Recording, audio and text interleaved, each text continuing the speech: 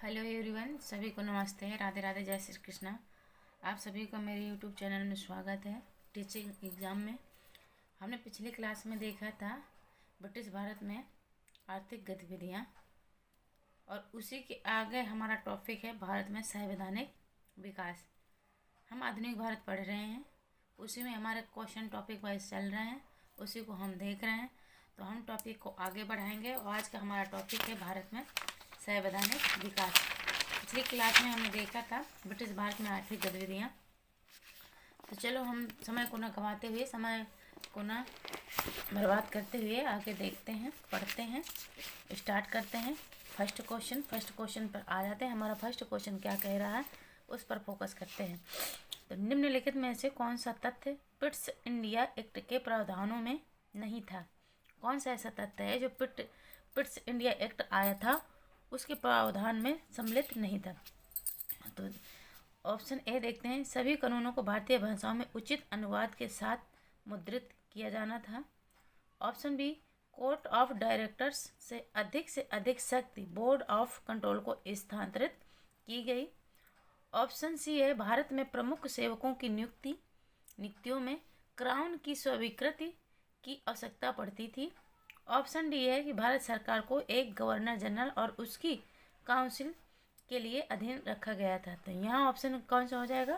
तो ये आपका ऑप्शन हो जाएगा ऑप्शन ए, कि सभी कानूनों को भारतीय भाषाओं में उचित अनुवाद के साथ मुद्रित किया जाना था। आगे देखते हैं, इसके बारे में डिटेल में पढ़ते हैं। तो जो ये 1784 में पिट्स इंडिया एक्ट आया था, इसके द्वारा ब्रिटेन में बोर्ड ऑफ कंट्रोल की स्थापना की गई। किसकी? बोर्ड ऑफ कंट्रोल की स्थापना की गई, जिसके द्वारा ब्रिटिश सरकार भारत में कंपनी के नागरिक, सैन्य और राजस्व संबंधी कार्यों पर पूर्ण नियंत्रण रखती थी। क्या करती थी ब्रिटिश सरकार? ब्रिटिश सरकार भारत में कंपनी के नागरिक, सैन्य और राजस्व संबंधी सभी कार्यों पर पूर्ण नियंत्रण रखती थी। यद्यपि कंपनी के व्यापार को अछूता छोड़ दिया गया था, पर भारत में प्रशासन गवर्नर जनरल तथा उसकी 4 सदस्यों के स्थान पर 3 सदस्यों वाली परिषद के हाथ में दे दिया गया। इस एक्ट में सभी कानूनों को भारतीय भाषाओं में उचित अनुवाद के साथ मुद्रित किए जाने का कोई प्रावधान नहीं था।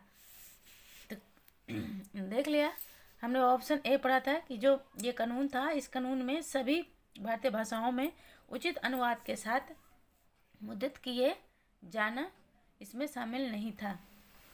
बाकी कोर्ट ऑफ डायरेक्टर्स अधिक से अधिक शक्तियाँ बोर्ड ऑफ कंट्रोल के स्थानांतरित कर दी गई थी। अब आगे देखते हैं, क्वेश्चन नंबर 2 पर आ जाते हैं। क्वेश्चन नंबर 2 हमारा क्या कह रहा है कि निम्नलिखित में से किस संसदीय अधिनियम ने बंगाल के गवर्नर जनरल को मद्रास और बम्बई के ऊपर पर्यवेक्षी प्राधिकार प्रदान किया? क्या गया?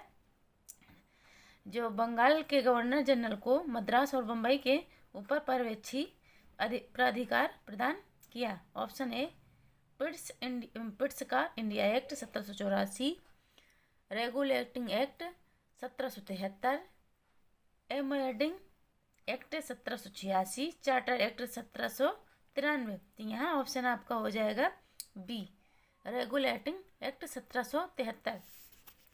इसके बारे में देखते हैं, रेगुलेटिंग एक्ट था क्या? तो जो रेगुलेटिंग एक्ट 1773 के तहत बंगाल के गवर्नर जनरल को मद्रास और बम्बई के ऊपर पर्यवेक्षी अधिकार प्रदान किया गया। बंगाल में एक प्रशासन मंडल बनाया गया, जिसमें गवर्नर जनरल यानी अध्यक्ष के रूप में तथा 4 पार्षद नियुक्त किए गए। क्या किया गया? एक गवर्नर जनरल बनाया गया, 4 पार्षद नियुक्त किए गए। इस मंडल में बहुमत से निर्णय होते थे। कौन से एक्ट में? रेगुलेटिंग एक्ट जो 1773 आया था। किंतु मत बराबर होने की अवस्था में गवर्नर जनरल का मत प्रयोग करता था, जो निर्णायक होता था। रेगुलेटिंग एक्ट के द्वारा कलकत्ता में एक सुप्रीम कोर्ट की स्थापना की गई और पहली बार ब्रिटिश मंडल को भारतीय मंडलों में नियंत्रण का अधिकार मिल गया। ब्रिटिश भारत को भारतीय मामलों के मामलों में नियंत्रण करने का अधिकार मिल गया। तो जो ये 1773 का रेगुलेटिंग एक्ट आया था, उसके तहत कलकत्ता में एक सुप्रीम कोर्ट की स्थापना की गई। किसकी? 1774 में कलकत्ता में जो सुप्रीम कोर्ट की स्थापना हुई थी, ये इसी के तहत हुई थी। इसी एक्ट के तहत, जो 1773 का रेगुलेटिंग एक्ट आया था, इसी के तहत कलकत्ता में सुप्रीम कोर्ट की स्थापना की गई 1774 में। आगे देखते हैं, आगे क्वेश्चन हमारा क्या कह रहा है, ध्यान से पढ़ते हैं कि भारतीय तरीकों में सुधार हेतु कॉर्नवालिस द्वारा उठाए गए न्यायिक सुधारों की आलोचना की है। किसने आलोचना की है? यहाँ पर आपके आलोचक दे रखे हैं। Option A B.A. Smith, option B H. Wilson, option C है जेम्स मिल, ऑप्शन डी है मैकाले। कौन कौन से option? Option C James Mill, option D Macaulay. तो यहाँ ऑप्शन आपका क्या हो जाएगा? सी, जेम्स मिल ने इसके कार्यों को, उठाए गए कार्यों को न्यायिक में आलोचना की है। आगे देखते हैं, इसके बारे में ध्यान से पढ़ते हैं। जो भारतीय तरीकों में सुधार है तो कॉर्नवालिस द्वारा उठाए गए न्यायिक सुधारों की आलोचना जेम्स मिल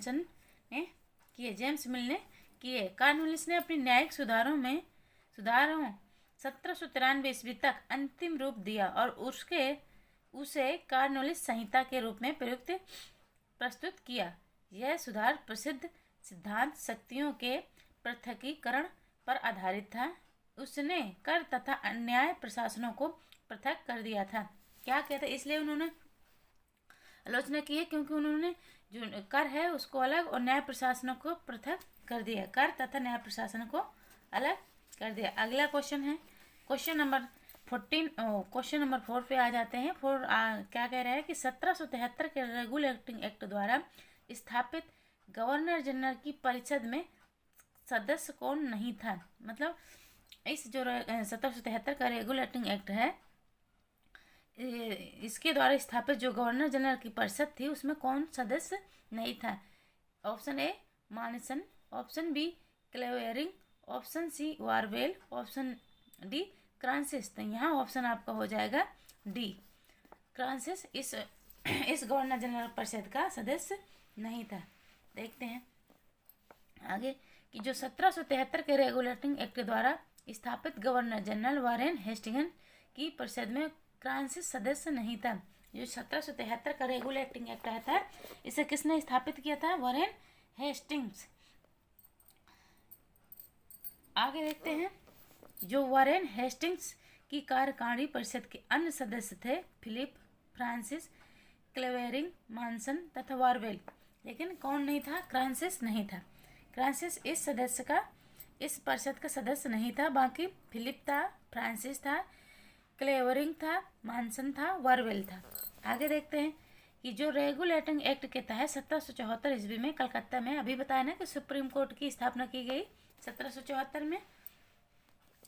अगला है कि सुप्रीम कोर्ट में मुख्य न्यायाधीश के पद पर सर एलिजा इम्पे की नियुक्ति की गई। जो सुप्रीम कोर्ट में जो मुख्य न्यायाधीश का पद था, उस पद पर किसको नियुक्त किया गया? तो सर एलिजा इम्पे को नियुक्त किया गया। आगे देखते हैं, इसमें अन्य न्यायाधीश चैम्बर्स, लिमेस्टर एवं हाइड थे। कौन कौन थे? चैम्बर्स था, लिमेस्टर था एवं हाइड थे।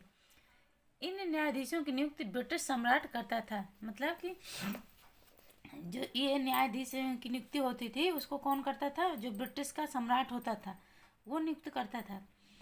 आगे देखते हैं, क्वेश्चन नंबर 5 पे आ जाते हैं कि रेगुलेटिंग एक्ट के अनुसार निम्नलिखित में से कौन एक गवर्नर जनरल ऑफ बंगाल के काउंसिल का सदस्य नहीं था?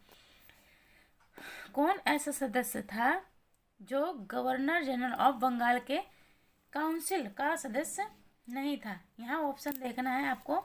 ऑप्शन ए है हैदर, ऑप्शन बी है सर जॉन क्लेवरिंग, ऑप्शन सी है मानसन, ऑप्शन डी है फिलिप फ्रांसिस। तो यहाँ ऑप्शन ए हो जाएगा हैदर। हैदर जनरल ऑफ बंगाल के काउंसिल का सदस्य नहीं था। आगे देखते हैं आगे क्वेश्चन हमारा आ जाता है सिक्स क्वेश्चन क्या कह रहा है कि भारत में सुप्रीम कोर्ट की स्थापना हुई थी। अभी हमने देखा कि जब भारत में सुप्रीम कोर्ट की स्थापना हुई थी 1774 में कलकत्ता में हुई थी। अगर क्वेश्चन पूछ ले कि सुप्रीम कोर्ट की स्थापना कहाँ और किस सन में हुई, किस एक्ट के तहत हुई, तो जो 1773 का रेगुलेटिंग एक्ट आया था उसके तहत 1774 में कलकत्ता में सुप्रीम कोर्ट की स्थापना हुई। आगे देखते हैं, आगे हमारा क्वेश्चन नंबर 7 क्वेश्चन क्या कह रहा है उसको ध्यान से पढ़ते हैं। तो क्वेश्चन 7 हमारा कह रहा है कि किस ब्रिटिश सांसद द्वारा भारतीय मामलों में पहला वैधानिक हस्तक्षेप किस अधिनियम द्वारा किया गया है। जो ब्रिटिश सांसद है उसके द्वारा भारतीय मामलों में पहला वैधानिक हस्तक्षेप किस अधिनियम द्वारा किया गया था। Option A the declaratory act 1781, the declaratory act 1781, option B Fox's India bill 1783, option C Pitt's India bill 1784, option D the regulating act 1773। तो 1773 वाला हमारा दी रेगुलेटिंग एक्ट ऑप्शन हो जाएगा। देखते हैं इसके बारे में डिटेल में कि ब्रिटिश संसद द्वारा भारतीय मामलों में पहला वैधानिक हस्तक्षेप रेगुलेटिंग एक्ट 1773 के अधिनियम द्वारा किया गया। जो वैधानिक हस्तक्षेप ब्रिटिश संसद द्वारा किए गए वो 1773 के अधिनियम द्वारा किए गए। देखते हैं अन्य महत्वपूर्ण तथ्यों में कि जो रेगुलेटिंग एक्ट 1773 के द्वारा बंगाल का प्रथम गवर्नर जनरल वॉरेन हेस्टिंग्स को बनाया गया। जो ये 1773 का रेगुलेटिंग एक्ट था उसका गवर्नर जनरल कौन था, तो ये हेस्टिंग्स था, वॉरेन हेस्टिंग्स। इस एक्ट के द्वारा समन्वय स्थापित करने के लिए अन्य प्रेसिडेंसियों को कलकत्ता प्रेसिडेंसी के अधीन कर दिया गया। जो अन्य प्रेसिडेंसियाँ थी उनको कलकत्ता के प्रेसिडेंसी के अधीन कर दिया गया। फिर इस एक्ट के द्वारा गवर्नर जनरल को परामर्श के लिए 4 सदस्यों एक कार्यकारिणी समिति बनाई गई। जो ये रेगुलेटिंग एक्ट आया था इसमें एक गवर्नर जनरल और 4 अन्य सदस्यों और एक कार्यकारिणी समिति बनाई गई। आगे देखते हैं, अगला क्वेश्चन है हमारा क्वेश्चन नंबर 8 पे आ जाते हैं। निम्नलिखित में से किस अधिनियम में प्रथम बार बंगाल के गवर्नर जनरल के पद हेतु प्रावधान किया गया। ऑप्शन ए रेगुलेटिंग एक्ट 1773, पिट्स का भारत अधिनियम 1784, 1813 का चार्टर अधिनियम, 1833 का चार्टर अधिनियम। तो यहाँ ऑप्शन आपका हो जाएगा 1773 वाला रेगुलेटिंग एक्ट हो जाएगा। क्वेश्चन नंबर 9 पे आ जाते हैं कि कलकत्ता में सुप्रीम कोर्ट की स्थापना की गई थी। यहाँ सारे एक्ट दे रखे हैं, उन्हीं एक्टों को देख करके बताना है। तो सभी को अभी हमने पढ़ा 1773 का जो रेगुलेटिंग एक्ट आया था उसी के तहत सुप्रीम कोर्ट की स्थापना कलकत्ता में हुई थी। अगला क्वेश्चन देखते हैं कि जो मुख्य न्यायाधीश थे, पहले भी पढ़ा हमने, सर एलिजा एम्पे थे। जो ये कलकत्ता सुप्रीम कोर्ट की स्थापना हुई थी तो इसका मुख्य न्यायाधीश कौन थे, सर एलिजा एम्पे, और अन्य सदस्य थे चैम्बर्स, लिमेस्टर एवं हाइड। आगे देखते हैं, आगे क्वेश्चन क्या कह रहे हैं उनको ध्यान से पढ़ते हैं। तो इसको हम डिटेल में देखते हैं, इसको थोड़ा सा और डिटेल में पढ़ लेते हैं कि जो बंगाल के गवर्नर जनरल वॉरेन हेस्टिंग 1774 से 1785 के समय में ही 1774 में एक सुप्रीम कोर्ट की स्थापना की थी। तो जो बंगाल के गवर्नर जनरल वॉरेन हेस्टिंग्स रहे वो 1774 से 1785 तक रहे और उन्होंने 1774 में बंगाल में सुप्रीम कोर्ट की स्थापना की थी। फिर वॉरेन हेस्टिंग्स को भारत में न्यायिक सेवा का जन्मदाता भी कहा जाता है। क्या कहा जाता है, जो वॉरेन हेस्टिंग्स हैं उनको भारत में न्यायिक सेवा का जन्मदाता भी कहा जाता है। अब आ जाते हैं क्वेश्चन नंबर 10 पे। क्वेश्चन नंबर 10 क्या कह रहे हैं, ध्यान से पढ़ना कि रेगुलेटिंग एक्ट के द्वारा सर्वप्रथम सुप्रीम कोर्ट की स्थापना कहाँ की गई। अभी हमने देखा कहाँ की गई, कलकत्ता में। क्वेश्चन नंबर 11 पे आ जाते हैं। क्वेश्चन नंबर 11 क्या कह रहे हैं कि ब्रिटिश सरकार ने आधुनिक शिक्षा प्रसार की और एक पहला कदम बढ़ाया। कौन से एक्ट के तहत, ये देखना किस सन में बढ़ाया। सॉरी, एक्ट बोला मैंने, सन, सॉरी, हाँ सन ही एक्ट ही है। 1757 में, ऑप्शन बी 1813 में, ऑप्शन सी 1833 में, ऑप्शन डी 1854 में। तो यहाँ ऑप्शन बी हो जाएगा 1813। जो 1813 का चार्टर एक्ट द्वारा कंपनी का भारतीय व्यापार पर एकाधिकार समाप्त कर दिया गया। जो 1813 का चार्टर एक्ट आया उसमें कंपनी का भारतीय व्यापार पर एकाधिकार समाप्त कर दिया गया। यद्यपि उसका चीन के व्यापार एवं चाय के व्यापार पर एकाधिकार चलता रहा। जो 1813 का एक्ट आया उसमें जो ब्रिटिश कंपनी थी उसका भारतीय व्यापार पर एकाधिकार समाप्त कर दिया गया, बल्कि उसका चीन के साथ व्यापार और चाय के व्यापार पर एकाधिकार चलता रहा। इस चार्टर कानून ने कंपनी के भारतीय क्षेत्रों पर ईसाई मिशनरियों को प्रवेश की अनुमति दे दी। जो ये चार्टर एक्ट आया, इस चार्टर एक्ट में जो कंपनी के भारतीय क्षेत्रों में ईसाई मिशनरियों को प्रवेश की अनुमति दे दी गई। इस चार्टर एक्ट द्वारा भारतीयों की शिक्षा के लिए प्रतिवर्ष 1 लाख रुपए व्यय करने की व्यवस्था की गई। जो 1813 का चार्टर एक्ट आया तो भारतीयों की शिक्षा के लिए 1 लाख रुपए व्यय करने की व्यवस्था की गई, यानी प्रावधान किया गया। इसे ब्रिटिश सरकार द्वारा आधुनिक शिक्षा के प्रसार में पहला कदम माना जाता है। क्या बोलते हैं इसे ब्रिटिश सरकार द्वारा आधुनिक शिक्षा प्रसार के लिए पहला कदम मानते हैं। अगला क्वेश्चन है, क्वेश्चन नंबर 12 पे आ जाते हैं। निम्नलिखित में से किस अधिनियम द्वारा ईस्ट इंडिया कंपनी के व्यापारिक अधिकारों को समाप्त कर दिया गया। तो अभी हमने पढ़ा कौन सा एक्ट था जिसमें कंपनी के एक अधिकारों को समाप्त कर दिया गया, केवल चाय और चीन के व्यापार में एक अधिकार चलता रहा है। तो 1813 का चार्टर एक्ट है जो अभी हमने पढ़ा है, ऑप्शन बी हो जाएगा। अब इसके आगे हम पढ़ते हैं कि जो इसको थोड़ा सा डिटेल में देखते हैं। 1813 के चार्टर एक्ट द्वारा ईस्ट इंडिया कंपनी का भारतीय व्यापार पर एकाधिकार समाप्त कर दिया गया, यद्यपि चाय और चीन के व्यापार पर एकाधिकार बना रहा। अन्य महत्वपूर्ण तथ्यों पर देखते हैं। अन्य महत्वपूर्ण तथ्य है कि 1813 के चार्टर एक्ट द्वारा कंपनी को जो भारत में शिक्षा पर 1 लाख रुपए व्यय करने की व्यवस्था की गई। इस एक्ट के द्वारा ईसाई मिशनरियों को भारत में प्रवेश करने की अनुमति दे दी गई, छूट मिल गई। और इस एक्ट द्वारा कंपनी को भारत में व्यापारिक लेन देन तथा राजस्व खाते भिन्न भिन्न रखने का प्रावधान किया गया। अगला क्वेश्चन देखते हैं। अगला क्वेश्चन क्या है? अगला क्वेश्चन है हमारा 13 क्वेश्चन कह रहा है कि किस चार्टर एक्ट द्वारा कंपनी के व्यापारिक एकाधिकार को समाप्त किया गया। तो अभी हमने पढ़ा 1813 को जो चार्टर एक्ट आया था उसमें कंपनी के व्यापारिक केवल चाय और चीन के साथ व्यापार के लिए एकाधिकार चलता रहा, बाकी भारतीय व्यापार पर एकाधिकार समाप्त कर दिया गया। अगला क्वेश्चन है, क्वेश्चन नंबर 14 आ जाते हैं कि ईस्ट इंडिया कंपनी ने भारतीय व्यापार पर अपने एकाधिकार को पूर्णतः कब खोया। ईस्ट इंडिया कंपनी ने भारतीय व्यापार पर अपने एकाधिकार को पूर्णतः कब खोया। अभी हमने देखा था आगे देखते हैं। जो 1813 में एकाधिकार समाप्त हो गया था, कुछ बचा हुआ था, फिर पूर्णतः कब खत्म हुआ वो पूछ रहा है। तो ये 1833 है। 1833 में उनका पूर्ण एकाधिकार पूरी तरीके से ही खत्म होगा। तो ईस्ट इंडिया कंपनी ने भारतीय व्यापार पर अपने एकाधिकार को पूर्णतः 1833 में खोया था। चार्टर एक्ट 1833 द्वारा कंपनी के सभी वाणिज्यिक अधिकार समाप्त कर दिए गए तथा उसे भविष्य में केवल राजनीतिक कार्य ही करने थे। क्या थे? उसे भविष्य में केवल राजनीतिक कार्य ही करने थे, बाकी सारे अधिकार उनके खत्म हो गए ब्रिटिश कंपनी के।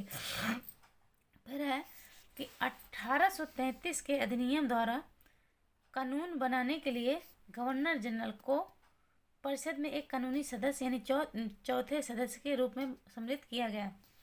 क्या किया गया कि जो 1833 का अधिनियम द्वारा कानून बनाने के लिए गवर्नर जनरल की परिषद में एक कानूनी सदस्य और चौथे सदस्य के रूप में सम्मिलित किया गया।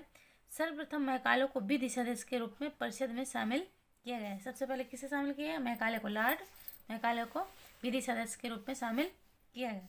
फिर क्वेश्चन नंबर 15 आ जाते हैं कि किस अधिनियम में यह प्रावधान किया गया है कि बंगाल का गवर्नर जनरल ही संपूर्ण भारत का गवर्नर जनरल होगा? Option A regulating act 1773, option B charter act 1813, option C हो जाएगा चार्टर एक्ट 1833, ऑप्शन डी हो जाएगा चार्टर एक्ट 1853। तो यहाँ ऑप्शन आपका सी हो जाएगा चार्टर एक्ट 1833। देखते हैं आगे। तो चार्टर एक्ट 1833 द्वारा कंपनी के सभी वाणिज्य अधिकार समाप्त कर दिए गए तथा उसे भविष्य में केवल राजनीतिक कार्य ही करने थे। इस अधिनियम द्वारा बंगाल का गवर्नर जनरल अब समूचे भारत का गवर्नर जनरल बन गया। जो 1833 का चार्टर एक्ट आया, उस एक्ट में ये कन्फर्म हो गया है कि इस अधिनियम के तहत जो भी गवर्नर जनरल बनेगा वो पूरे भारत का गवर्नर जनरल रहेगा। इस अधिनियम द्वारा कानून बनाने के लिए गवर्नर जनरल की परिषद में एक कानूनी सदस्य चौथे सदस्य के रूप में सम्मिलित किया गया। लेकिन उत्तर प्रदेश माध्यमिक शिक्षा सेवा चयन बोर्ड ने इस प्रश्न का उत्तर सी माना है, लेकिन संशोधित प्रश्न उत्तर की कुंजी में उन्होंने ए माना है। तो ए गलत ही होगा, जबकि सी ही सही होगा। सी में ही पूर्ण अधिकार खत्म हुए और उसी में एक गवर्नर जनरल बनाया गया जो पूरे भारत के लिए अनिवार्य कर दिया कि एक ही गवर्नर जनरल रहेगा पूरे भारत में। अब देखते हैं क्वेश्चन नंबर 16 पर आ जाते हैं कि पिट्स इंडिया एक्ट किस वर्ष पारित हुआ था? तो अभी हमने देखा था कब पारित हुआ था, 1784। देखो मैं याद करा देती हूँ। Pitt's India act 1784, regulating act 1773 और जो 1833 चार्टर एक्ट, 1813 चार्टर एक्ट, ठीक है, और 1774 सुप्रीम कोर्ट कलकत्ता की स्थापना। आगे देखते हैं कि ब्रिटिश सरकार ने कंपनी के मामलों पर तथा उसके भारतीय प्रशासन पर पूर्ण नियंत्रण स्थापित करने के लिए 1784 में पिट्स इंडिया एक्ट पारित किया था। ये किसने पारित किया था? तो ये ब्रिटिश सरकार ने कंपनी के मामलों में तथा उसके भारतीय प्रशासन पर पूर्ण नियंत्रण करने के लिए यह 1774 में पिट्स इंडिया एक्ट को पारित किया था। अब देखते हैं कि पिट्स इंडिया एक्ट 1784 के द्वारा गवर्नर जनरल की कार्यकारिणी के सदस्य की संख्या 4 से घटकर 3 कर दी गई। क्या किया गया कि पहले क्या किया गया कि जो पहले 4 थी 1784 में, जो पिट्स इंडिया एक्ट था जो 1784 के द्वारा गवर्नर जनरल की कार्यकारिणी में सदस्यों की संख्या 4 थी, उसे घटाकर क्या कर दी गई? 3 कर दी गई। इस अधिनियम के द्वारा बोर्ड ऑफ कंट्रोल की स्थापना हुई। तो अगर पूछ ले कि बोर्ड ऑफ कंट्रोल की स्थापना किसके द्वारा हुई, तो पिट्स इंडिया एक्ट जो 1784 में आया था उसके तहत हुई थी। बोर्ड ऑफ कंट्रोल का अध्यक्ष ब्रिटिश मंत्रिमंडल का एक सदस्य होता था। जो इसका बोर्ड ऑफ कंट्रोल का अध्यक्ष था वो भी ब्रिटिश सरकार का ही एक मंत्रिमंडल का सदस्य होता था। आगे देखते हैं क्वेश्चन नंबर 17 आ जाते हैं कि प्रथम विधि विशेषज्ञ नियुक्त किया गया था। ऑप्शन ए लॉर्ड मैकाले को, ऑप्शन बी थॉमस जेफरसन को, ऑप्शन सी थॉमसन को, ऑप्शन डी हेनरी मार्टिन को। तो यहाँ ऑप्शन आपका हो जाएगा ए लॉर्ड मैकाले को। विधि का विशेषज्ञ किसे नियुक्त किया गया? तो लॉर्ड मैकाले को। अब आ जाते हैं 1833 के चार्टर एक्ट को ही हम पढ़ रहे हैं और दोबारा से रिपीट क्वेश्चन का व्याख्या दे रहे हैं, एक्सप्लेन कर रहे हैं, तो हमें इस तरह में ना याद भी हो जाएगा। तो चार्टर एक्ट 1833 के द्वारा गवर्नर जनरल की कार्यकारिणी में लॉर्ड मैकाले को प्रथम विधि विशेषज्ञ नियुक्त किया गया। तेरह अन्य महत्वपूर्ण तथ्य कि 1833 के चार्टर एक्ट के द्वारा कंपनी का व्यापारिक अधिकार चाय और चीनी से पूर्णतः समाप्त कर दिया गया। किससे? कि जो चाय और चीनी है, इस एक्ट के द्वारा व्यापारिक अधिकार कंपनी का समाप्त कर दिया गया। जो 1833 का चार्टर एक्ट है इसके द्वारा कंपनी का जो व्यापारिक अधिकार चाय और चीनी से भी पूर्णतः खत्म कर दिया गया। पहले चाय चीनी पे छोड़ा गया था। जो 1773 का चार्टर 1773 1973 का रेगुलेटिंग एक्ट था, उसमें रखा गया था चाय और चीनी को छोड़कर, वो सॉरी मैंने 1773 का चार्टर एक्ट बताया, नहीं, वो 1813 का जो चार्टर एक्ट था उसमें चाय और चीन से व्यापार करने के लिए छोड़ दिया गया था। लेकिन जो 1833 का चार्टर एक्ट आया उसमें पूर्णतः ख़त्म कर दिया गया कि न तुम अधिकार न चाय और चीन से पूर्णतः समाप्त कर दिया गया, इससे कहीं भी व्यापार नहीं करोगे। क्योंकि जो 1833 का चार्टर एक्ट के द्वारा ये सारा फाइनल कर दिया गया। 1813 में छोड़ दिया गया था कुछ चीज़ें, व्यापार पे एकाधिकार खत्म कर दिया गया था, लेकिन कुछ चीज़ें छोड़ दी गई थी। अब ये 1833 में ये पूरी पूर्णतः ही खत्म हो गया। तो अगर क्वेश्चन पूछ ले कि जो कंपनी का व्यापारिक अधिकार है वो पूर्णतः कौन से एक्ट के तहत खत्म हुआ, तो ये 1833 का चार्टर एक्ट हो जाएगा। 1833 के चार्टर एक्ट द्वारा दास्ता को समाप्त करने की आज्ञा दी गई, दास्ता को भी समाप्त करने की आज्ञा दी गई। 1833 के एक्ट के द्वारा बंगाल का गवर्नर जनरल भारत का गवर्नर जनरल बना दिया गया, कि जो 1833 में गवर्नर जनरल बना था बंगाल में, उसको पूरे भारत का गवर्नर जनरल बना दिया गया। अब देखते हैं आगे क्वेश्चन नंबर 18 पर आ जाते हैं।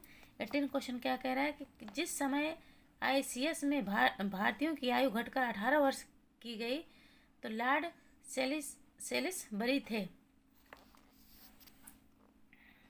क्वेश्चन अब इसको क्वेश्चन को ढंग से पढ़ते हैं कि क्वेश्चन क्या कह रहा है कि जिस समय ICS में भारतीयों की आयु को घटाकर वर्ष 18 करी गई, लॉर्ड सेलिसबरी थे। ऑप्शन ए, कौन थे Lord Salisbury? Option A governor general, option B secretary of state, option C England की संसद के सदस्य, ऑप्शन डी उपरोक्त में से कोई नहीं। तो यहाँ ऑप्शन बी हो जाएगा secretary of state. Secretary of state थे Lord Salisbury, secretary of state थे। 1833 ईस्वी के चार्टर एक्ट में सर्वप्रथम भारतीयों के भारतीय सिविल परीक्षा यानी ICS में सम्मिलित होने की अनुमति मिली। तो ICS की परीक्षा देने की अनुमति कब मिली, सम्मिलित होने की?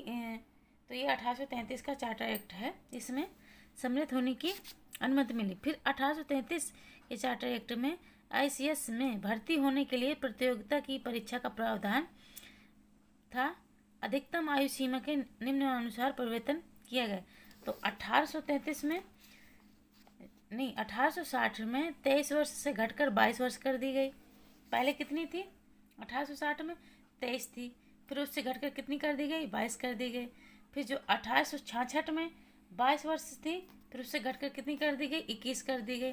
फिर 1876 में 21 वर्ष से घटकर कितनी कर दी गई? 19 वर्ष कर दी गई। फिर आगे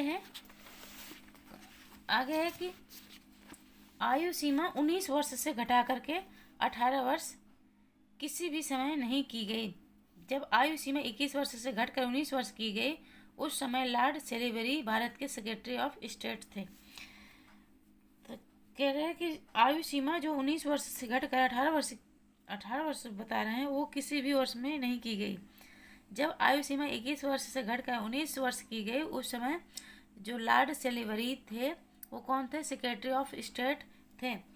तो जो ICS की परीक्षा की जो एज है उसको कम से कम 3 बार चेंज करा इन्होंने। 1860 में 23 थी, उसको 22 कर दिया।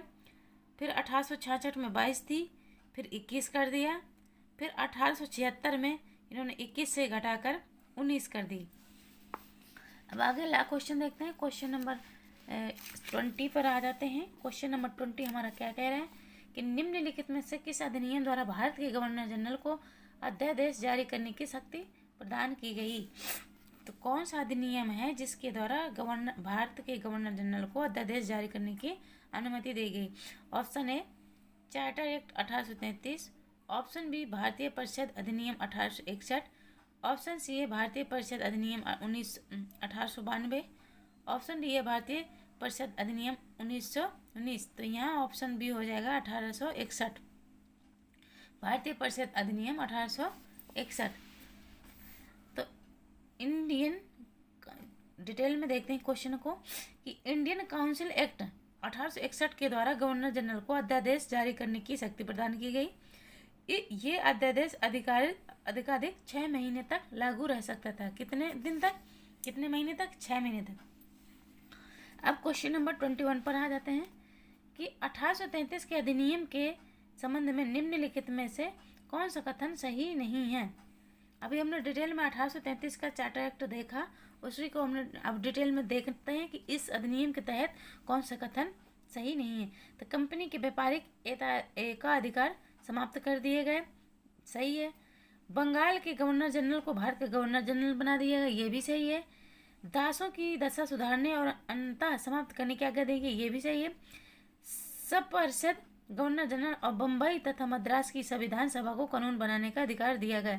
तो ये ऐसी कोई बात नहीं हुई थी, तो यहाँ ऑप्शन डी रॉन्ग हो जाएगा आपका। अब देखते हैं कि चार्टर एक्ट अधिनियम 1833 ने बम्बई, बंगाल तथा मद्रास अन्य प्रदेशों पर गवर्नर जनरल का नियंत्रण प्रदान कर दिया गया। क्या कर दिया गया?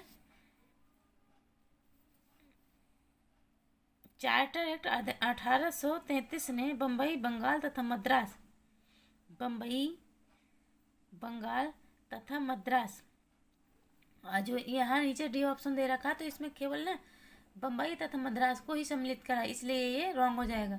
इसमें बंगाल सम्मिलित नहीं किया, इसके साथ बंगाल भी था, बंगाल था, बम्बई था, मद्रास भी था तथा अन्य प्रदेशों पर भी गवर्नर जनरल का नियंत्रण प्रदान कर दिया गया।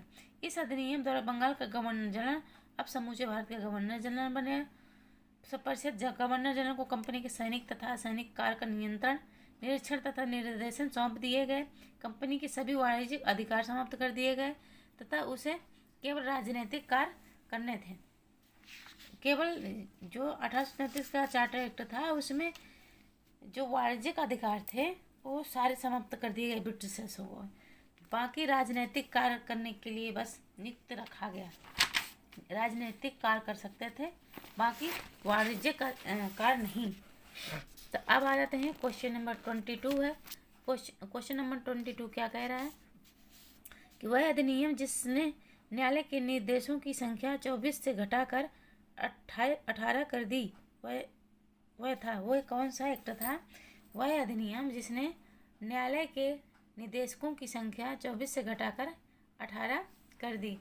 1813 का चार्टर एक्ट, 1833 का चार्टर एक्ट और 1853 का चार्टर एक्ट, 1873 का चार्टर एक्ट। तो यहाँ ऑप्शन सी हो जाएगा, 1853 का चार्टर एक्ट।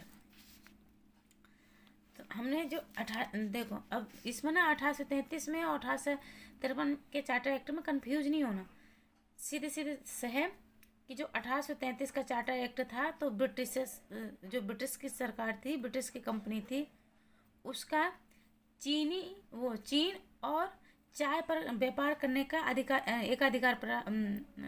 इसका व्यापार करने का अधिकार प्राप्त था, बाकी एकाधिकार खत्म कर दिए गए थे। और जो 1833 का चार्टर एक्ट था उसमें पूर्णतः खत्म कर दिया गया। चीन का जो व्यापार होता था वो भी खत्म कर दिया गया और चाय का व्यापार होता था वो भी खत्म कर दिया गया। और ये कहा गया कि तुम वाणिज्यिक कार्यों में कहीं भी हस्तक्षेप नहीं करोगे, ओनली राजनीतिक कार्यों में सहयोग कर सकते, राजनीतिक कार्य करोगे। अब देखते हैं 1853 का चार्टर एक्ट। 1853 के चार्टर एक्ट में यह व्यवस्था की गई कि नियंत्रण बोर्ड और उसके अन्य पदाधिकारियों का वेतन सरकार निश्चित करेगी। क्या कहा गया कि जो 1833 का चार्टर एक्ट है इसमें यह व्यवस्था की गई कि जो नियंत्रण बोर्ड और उसके जो अन्य पदाधिकारी हैं उनके वेतन सरकार निश्चित करेगी, परंतु धन कंपनी देगी। वेतन सरकार निश्चित करेगी और धन कौन देगा? कंपनी देगी। डायरेक्टरों की संख्या 24 से घटाकर 18 कर दी गई। उसमें 6 क्राउन द्वारा मनोनीत किए जाने थे। इसमें प्रावधानित था कि नियुक्तियां अब प्रतियोगी परीक्षाओं द्वारा की जाएंगी। क्या की जाएंगी? कि जो इसकी नियुक्तियां होंगी ना अब डायरेक्टरों की, तो वो प्रतियोगी परीक्षाओं द्वारा की जाएंगी, जिसमें किसी प्रकार का भेदभाव नहीं किया जाएगा। अगला क्वेश्चन है, क्वेश्चन नंबर 23 पर आ जाते हैं। जब गवर्नर जनरल ने वायसराय की अतिरिक्त उपाधि प्राप्त की, option A 1833, option B 1853, option C 1858, option D 1864। 1977। यहाँ ऑप्शन सी हो जाएगा 1858। तो भारत सरकार अधिनियम 1858 के तहत ब्रिटिश ईस्ट इंडिया कंपनी का शासन समाप्त कर शासन की जिम्मेदारी ब्रिटिश क्राउन को सौंप दिया गया। जो ब्रिटिश कंपनी का जो शासन था उसको समाप्त करके शासन की जिम्मेदारी किसके हाथ में रख दी गई? ब्रिटिश क्राउन के को सौंप दी गई। इसके तहत भारत के गवर्नर जनरल अब भारत का वायसराय कहा जाने लगा। अब क्वेश्चन नंबर 24 पर आ जाते हैं। क्वेश्चन नंबर 24 है कि भारत सरकार अधिनियम 1858 के अधिनियम के बारे में निम्नलिखित में से कौन सा कथन सत्य नहीं है? तो जो 1858 का एक्ट था उसमें कौन सा कथन सत्य नहीं है वो देखना है। ऑप्शन ए, रानी के वायसराय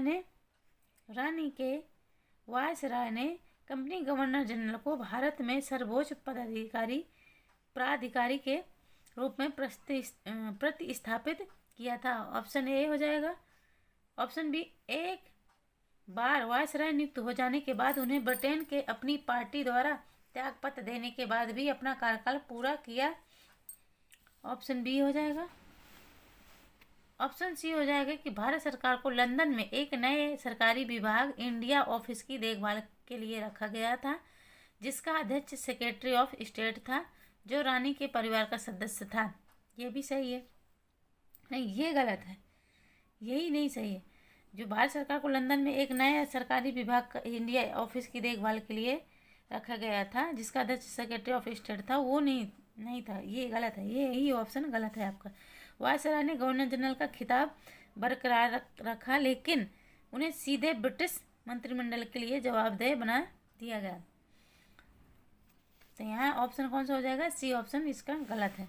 अब देखते हैं इसके बारे में डिटेल में कि जो भारत सरकार अधिनियम 1858 के अनुसार निम्नलिखित निर्णय लिए गए। देखते हैं 1858 के तहत कौन से निर्णय लिए गए। तो इसमें यह निर्णय लिया गया कि ईस्ट इंडिया कंपनी का शासन समाप्त कर ब्रिटिश क्राउन यानी ताज का शासन पारित किया गया। ईस्ट इंडिया कंपनी का शासन समाप्त कर दिया गया, ब्रिटिश क्राउन का शासन पारित किया गया, बंगाल के गवर्नर जनरल को भारत का वायसराय कहा जाने लगा, और क्या कहा गया? और ये कहा गया कि भारत की संपूर्ण जल तथा थल सेना इंग्लैंड के सम्राट के अधीन कर दी गई। जो भारत की संपूर्ण जल और थल सेना थी वो सम्राट के अधीन कर दी गई। भारत में ब्रिटिश शासन की देखभाल करने के लिए इंग्लैंड के मंत्रिपरिषद में एक नया मंत्री बढ़ाया गया, जिसे भारत मंत्री कहा जाता था। वह इंग्लैंड की संसद के प्रति उत्तरदायी था। फिर भारत मंत्री की सहायता के लिए भारतीय काउंसिल नामक एक समिति का निर्माण किया गया, जिसमें सदस्यों की संख्या 15 निर्धारित की गई। भारतीय काउंसिल नामक एक समिति का निर्माण किया गया, जिसमें सदस्यों की संख्या कितनी थी? 15 थी। आगे है कि भारतीय काउंसिल के आधे से अधिक सदस्य वे व्यक्ति लिए जाते थे जो भारत में 10 वर्ष रहे हों। क्या किया गया कि जो काउंसिल में सदस्य लिए जा रहे थे वो सदस्य लिए जा रहे थे जो भारत में 10 वर्ष रहे हों तथा उन्हें नियुक्ति के समय भारत छोड़े हुए 10 वर्ष से अधिक न हुई हो।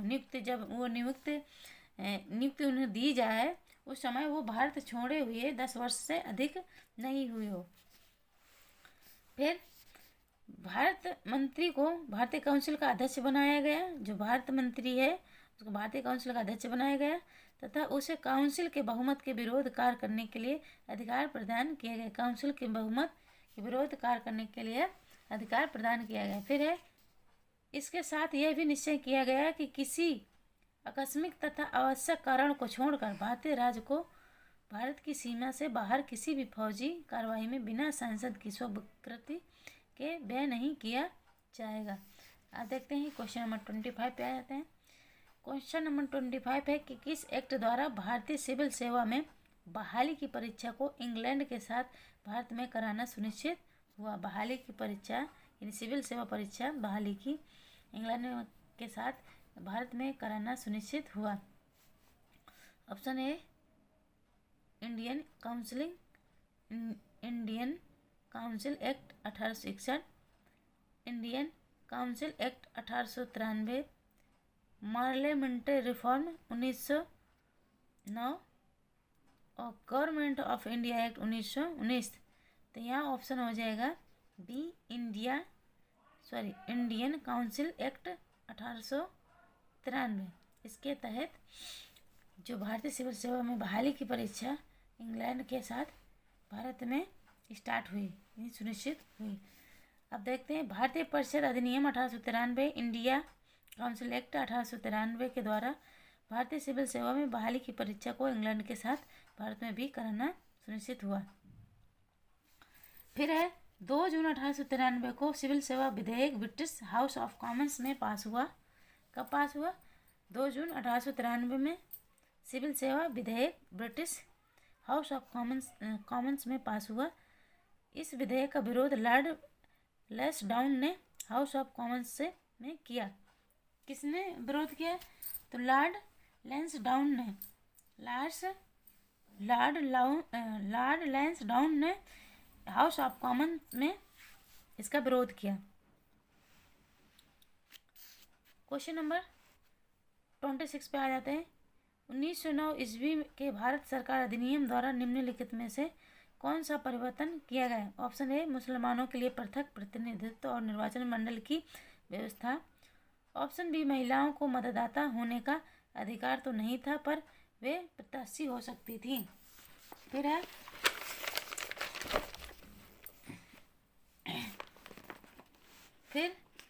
कि जो इसमें सरकारी सदस्यों का बहुमत बनाए रखा गया। विधान परिषद के सदस्यों को पूरक प्रश्न पूछने का अधिकार मिला। तो यहाँ ऑप्शन ए हो जाएगा।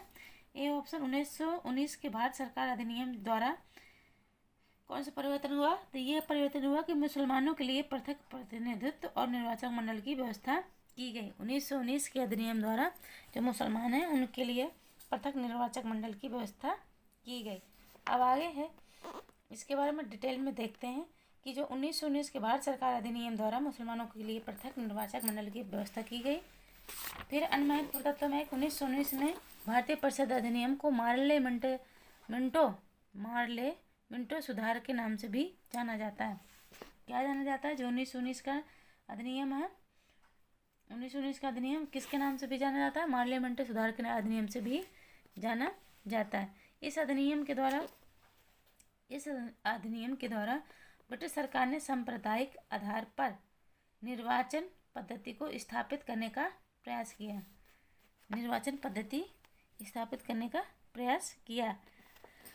क्वेश्चन नंबर 24 में आ जाता है। 24 क्या कह रहा है?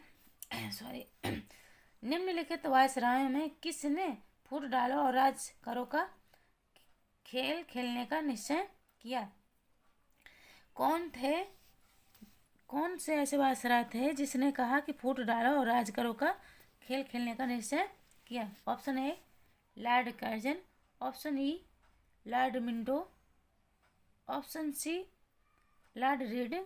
Option D, Lord Chelmsford. तो यहाँ ऑप्शन ये हो जाएगा लॉर्ड मिंटो।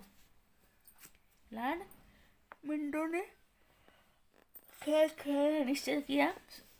फूट डालो और राज करो, लॉर्ड मिंटो। 1919 में मार्लो मिंटो द्वारा घोषित संवैधानिक सुधारों का मूल मकसद था फूट डालो और राज करो। क्या मकसद था उनका? कि फूट डालो और राज करो, जो 1919 के अधिनियम था। इस उद्देश्य की पूर्ति के लिए मार्ले मिंटो ने विभिन्न नीतियों का अनुसरण किया, जैसे राष्ट्रवादी में खेमे में फूट डालना, मुस्लिम सांप्रदायिकता को भड़काकर बढ़ती भारतीय एकता को रोकना था। निर्वाचन क्षेत्रों को बंटवारा जाति और धार्मिक आधार पर किया गया। मुसलमानों के लिए अलग सुरक्षित सीटें बनाई गई, जहां केवल मुसलमान उम्मीदवार को ही वोट दे सकता था। इस प्रकार से वायसराय लॉर्ड मिंटो ने फूट डालो और राज करो का खेल खेलना निश्चय कर लिया। फिर है क्वेश्चन नंबर 28 कह रहा है कि किस एक्ट के द्वारा द्वैध शासन की व्यवस्था की गई थी? 1858 के एक्ट द्वारा। ऑप्शन ए, 1861 के एक्ट द्वारा। ऑप्शन बी, ऑप्शन सी है 1919 एक्ट द्वारा। ऑप्शन डी है 1919 के एक्ट द्वारा।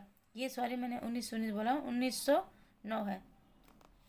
तो यहाँ पर जो द्वैध शासन के नाम से जाना जाता है, जिसको डायरकी के नाम से जाना जाता है, उसे क्या बोलते हैं? 1919 का अधिनियम को डायरकी भी बोलते हैं, द्वैध शासन भी बोलते हैं। देखते हैं इस अधिनियम में क्या हुआ। तो भारत शासन अधिनियम 1919 के द्वारा सर्वप्रथम प्रांतों में द्वैध शासन की स्थापना की गई। किसकी? द्वैध शासन। इस द्वैध प्रशासन का जन्मदाता किसे बोलते हैं? लियोनेल कार्टिस को बोलते हैं। द्वैध शासन का जन्मदाता लियोनेल कार्टिस।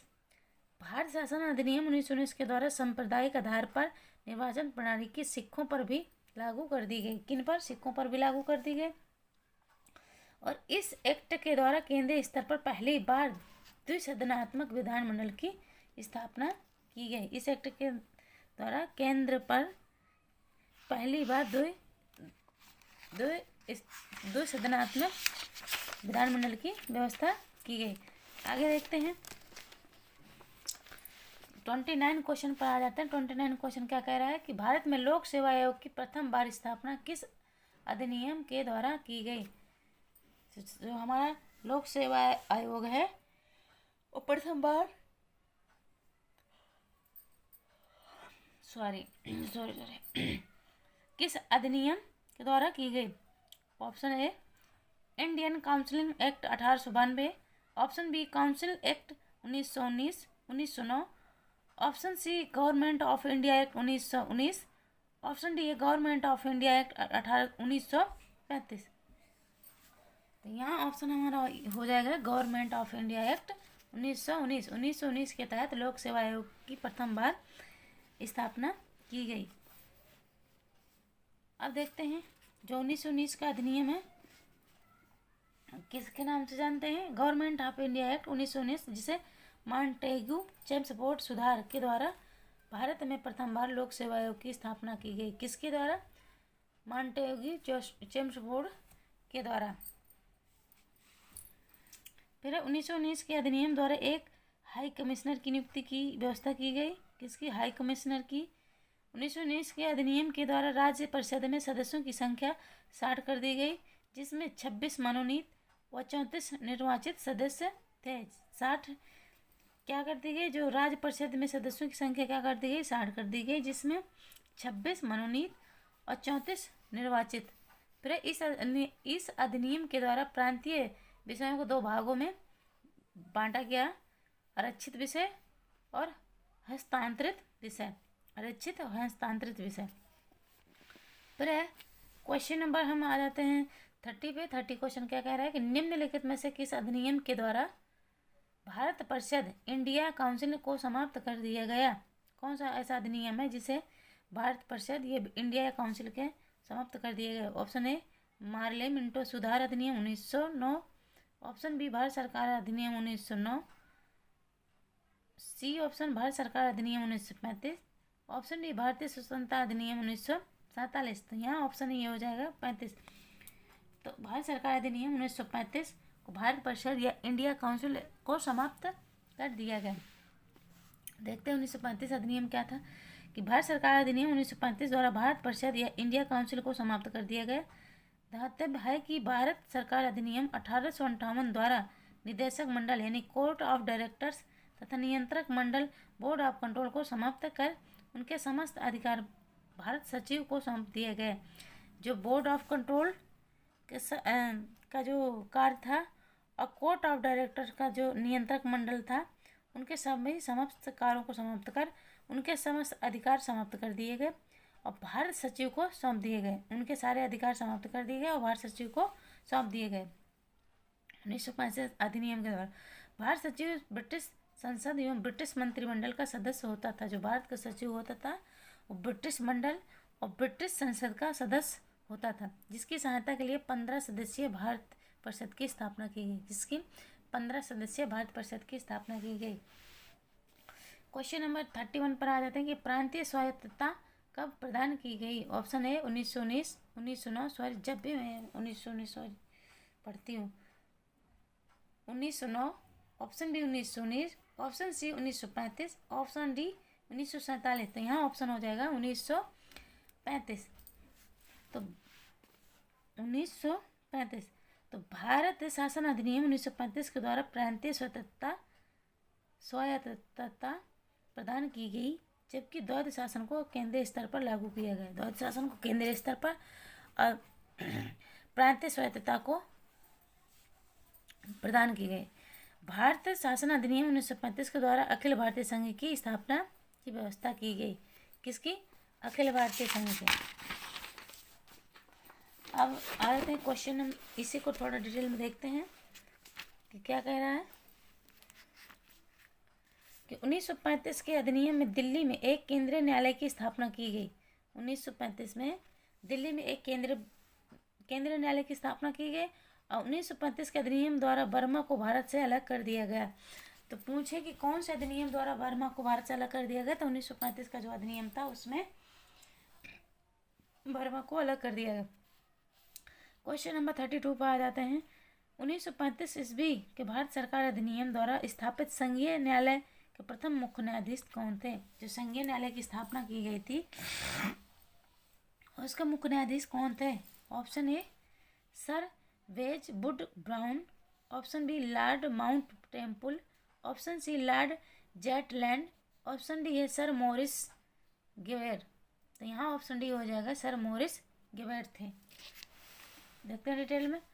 1935 ईस्वी के भारत सरकार अधिनियम द्वारा स्थापित संघीय न्यायालय के प्रथम मुख्य न्यायाधीश सर मॉरिस गिवेर थे।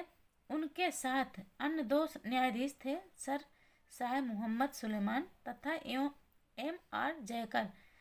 कोर्ट की पहली बैठक सुनवाई 6 दिसंबर 1937 को नई दिल्ली में हुई थी। जो कोर्ट की सुनवाई है वो 6 दिसंबर 1937 को नई दिल्ली में हुई थी।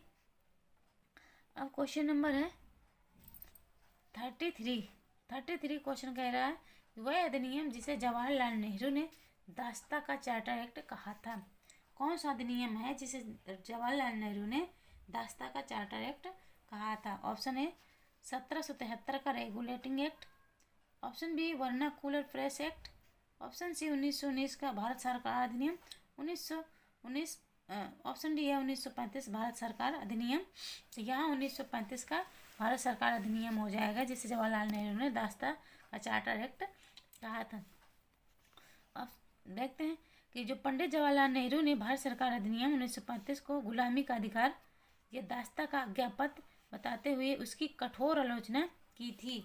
जो 1935 का अधिनियम आया था उसको पंडित जवाहरलाल नेहरू ने क्या कहा कि ये गुलामी का अधिकार है, ये दास्ता का आज्ञापत्र है, ऐसे बताते हुए उन्होंने इसकी कठोर आलोचना की। फिर ब्रिटिश शासन के पूरे इतिहास में 1935 का अधिनियम सबसे लंबा चौड़ा प्रलेख था। इसमें 14 भाग थे, 321 धाराएं और 10 अनुसूचियां थी। जो 1935 का अधिनियम था कितने भाग थे? 14 भाग थे, 321 धाराएं थी और 10 अनुसूचियां थी। उत्तर प्रदेश माध्यमिक शिक्षा सेवा चयन बोर्ड ने अपने प्रारंभिक उत्तर कुंजी में इस प्रश्न का उत्तर क्या माना है? डी माना है, लेकिन संशोधित उत्तर कुंजी में इसका उत्तर विकल्प सी माना है, जो सत्य नहीं है। तो कौन सा हो जाएगा? Option D.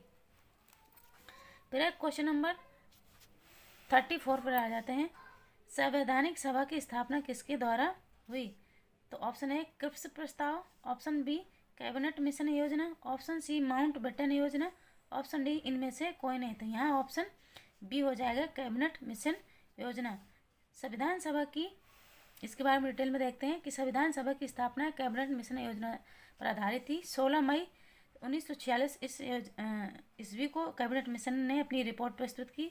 अन्य महत्वपूर्ण तथ्यों के बारे में देखते हैं कि भारत में कैबिनेट मिशन 24 मार्च 1946 को दिल्ली पहुंचा। इस विशिष्ट मंडल में कुल 3 सदस्य थे। भारत सचिव पैथिक लॉरेंस, व्यापार बोर्ड के अध्यक्ष स्टेफोर्ड क्रिप्स और नौसेना के प्रमुख AB अलेक्जेंडर थे। तो चल थैंक यू दोस्तों, हमारी क्लास यहीं ख़त्म होती है। कल हम पढ़ेंगे गवर्नर जनरलों के बारे में। तो बाय बाय, टेक केयर, अपना सपोर्ट ज़रूर बनाएं। Thank you.